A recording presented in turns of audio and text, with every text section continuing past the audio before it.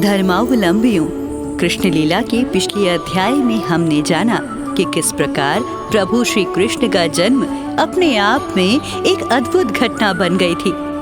जन्म के बाद कंस ने श्री कृष्ण का वध करने के लिए कई प्रकार के हथकंडे अपनाए थे।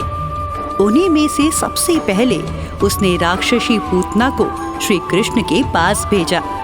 इस अध्याय में हम आपका परिचय प्रभु के पूतना वध लीला से कराने वाले हैं।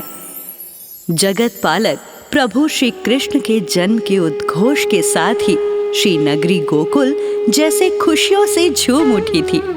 गोकुल की हर शाखा प्रशाखा में हर्ष का संचार होने लगा था। गोकुलवासी अपने लल्ला के जन्म का उत्सव मनाने में मग्न से हो गए थे। एक तरफ जहां नंद बाबा और मैया यशोदा अपने पुत्र के आगमन की खुशी से फूले नहीं समा रहे थे, वहीं दूसरी ओर मथुरा में दुराचारी कंस कारागार में हुई उसकी मृत्यु की आकाशवाणी की चिंता से तिलमिला उठा था। कंस बस इसी सोच में मग्न था कि अपने काल को ढूंढकर उसका अंत किस प्रकार किया जाए। यूं तो मथुरा नरेश अपनी बहन से बहुत प्रेम करता था, लेकिन उससे भी अधिक मोह उसे अपने प्राणों का था। इसीलिए वो अपने काल का एक मुहूर्त भी और इस पृथ्वी पर रहने नहीं देना चाहता था। जब मथुरा के आसपास के सभी गांवों में ढूंढने के बाद भी देवकी की उस 8वीं संतान का कोई पता नहीं चल पाया, तभी अचानक एक दिन कंस के दूतों ने उसे गोकुल में चल रहे उत्सव के बारे में बताते हुए कहा, महाराज, गोकुल में कई शिष्यों ने जन्म लिया है। शायद आप जिसे ढूंढ रहे हैं वो भी इन्हीं शिशुओं में से एक हो। दूतों की कही बात में तर्क देखते हुए तब कंस ने अपने कई राक्षसों को गोकुल में उत्पात मचाने का आदेश दिया।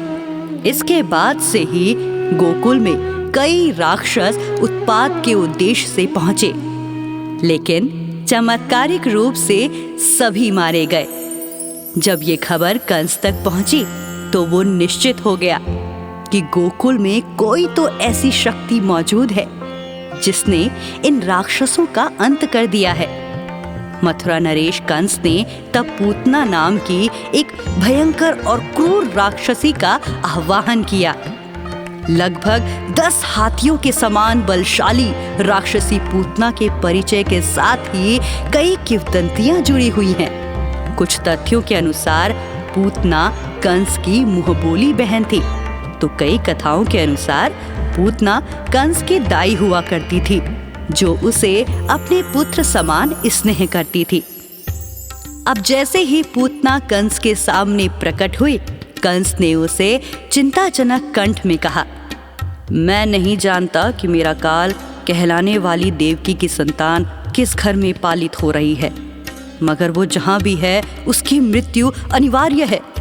इसीलिए पूतना, तुम स्वयं गोकुल जाओ एवं वहां के सभी नवजात शिशुओं को मृत्यु के घाट उतार दो। बस फिर क्या था, कंस की आज्ञा का पालन करने के लिए पूतना ने एक अत्यंत मनोहारी स्त्री का रूप धारण किया और गोकुल की ओर चल पड़ी। परंतु भला करुणाघन प्रभु गोकुल के निष्पाप शिशुओं की मृत्यु कैसे होने दे सकते थे। इसीलिए तब अंतर्यामी प्रभु ने उन शिशुओं की रक्षा के लिए योग माया का आवाहन किया और उसे पूतना के मस्तक पर बैठने को कहा, ताकि योग माया के प्रभाव से पूतना सीधे नंदग्रह की ओर आ सके। श्री कृष्ण की आज्ञा शिरोधार्य करते हुए योग माया ने वैसा ही किया और इसके फलस्वरूप पूतना नंद बाबा के घर जा पहुंची। वहां पहुंचते ही उसकी नजर यशोदा के लल्ला पर पड़ी। पूतना का भेष इतना मनोहर था कि स्वयं यशोदा और रोहिणी सहित वहां उपस्थित सभी ग्वालिन स्त्रियां उस रूप से मुग्ध हो गई थी। किंतु प्रभु के नयन युगल से कहाँ कोई बच पाता है। पालने में झूल रहे प्रभु ने उस सौंदर्य के पीछे की कुरूपता को झट से पहचान लिया। यशोदा के सामने मुस्कुराते हुए पूतना ने कृष्ण को अपनी गोद में उठाया और पलक झपकते ही वहां से गायब हो गई। पूतना के ओझल होते ही उसकी माया कट गई और मैया यशोदा को हो चुके अनर्थ का आभास हुआ। तब श्री कृष्ण के गायब होने की खबर नंद बाबा तक पहुंची तो वो भी विह्वल होकर समस्त गांव वासियों के साथ अपने कान्हा को ढूंढने लगे। इधर पूतना लल्ला को गोद में लिए गांव की सीमा के पास पहुंची और अपने असली रूप में आ गई। फिर एक स्थान पर बैठकर अपनी सफलता पर ठहाके लगाते हुए वो कान्हा को अपने वक्ष स्थलों से दूध पिलाने लगी। उसके वक्ष स्थलों पर हलाहल लगा हुआ था, जिसके सेवन के बाद किसी का भी जीवित रहना असंभव है। लेकिन प्रभु की लीला ही तो है कि लल्ला उन विषैले वक्ष स्थलों से बिना किसी क्षति के दूध पान कर रहे थे।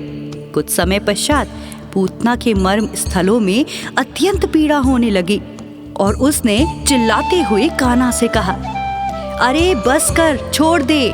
लेकिन कान्हा नहीं रुक रहे थे।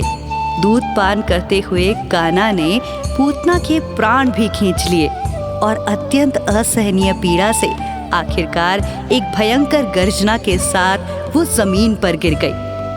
तब अन्य गांव वालों के साथ मैया यशोदा वहां आई तो सबने जो दृश्य देखा उससे सभी विस्मित रह गए। उन्होंने देखा कि एक भयंकर राक्षसी वहां गिरी पड़ी है और उनका लल्ला मंद मंद मुस्कुराते हुए घास पर खेल रहा है। तब मैया की सांस में सांस आई और वो कान्हा को गोद में उठाकर उसे चूमकर लाड करने लगी। इसके उपरांत नंद बाबा को पता चला कि इस राक्षसी का नाम पूतना था और इसे मथुरा के राजा कंस ने यहाँ भेजा था। इस घटना के बाद सभी गांव वालों को इस बात का यकीन होने लगा कि उनके लल्ला कोई साधारण मानव नहीं है। प्रभु गोविंद की ये चमत्कारी लीला हमें यही आभास कराती है कि अत्याचारी कितना भी शक्तिशाली और धूर्त क्यों ना हो, उसका संहार निश्चित होता है, क्योंकि प्रभु की छाया सदैव अपने संतानों पर बनी रहती है। हमें बस जरूरत है कि अपना समस्त चिंतन, मनन और कर्म उनके प्रति समर्पित कर आगे बढ़ते जाना। प्रभु कृपा हमारे साथ है।